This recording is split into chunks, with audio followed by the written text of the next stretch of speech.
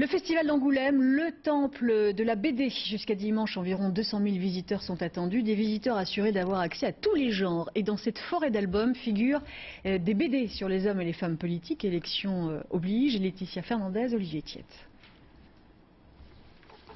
Alto est un passionné de rock'n'roll et de bande dessinée. Son dada du moment, imaginer nos hommes politiques à l'âge de 8 ans dans la même salle de classe.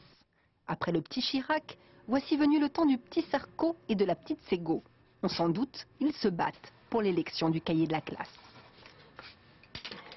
On s'est dit pourquoi pas les imaginer en culot de course, puisqu'on les voit tout le temps se disputer. Par exemple, quand on voit les sessions de l'Assemblée nationale, on a l'impression vraiment de voir une classe avec les mauvais élèves, ceux qui dorment au fond de la classe, avec ceux qui se disputent, ceux qui se grattent l'oreille.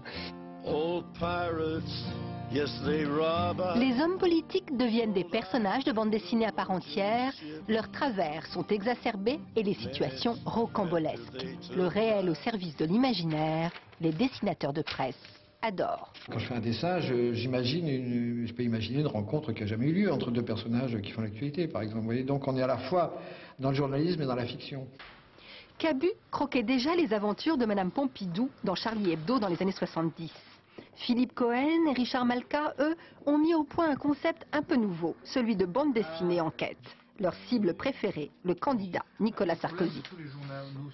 Philippe a consacré presque un an à faire cette enquête. C'est ce qui fait vraiment la spécificité de cet ouvrage. Alors après, effectivement, il y a une mise en scène, une mise en perspective scénaristique avec de l'imaginaire, de la fantaisie. Mais toute la base est réelle. Et je constate d'ailleurs que personne n'a contesté la moindre information, la moindre bulle, la moindre case de cette bande dessinée.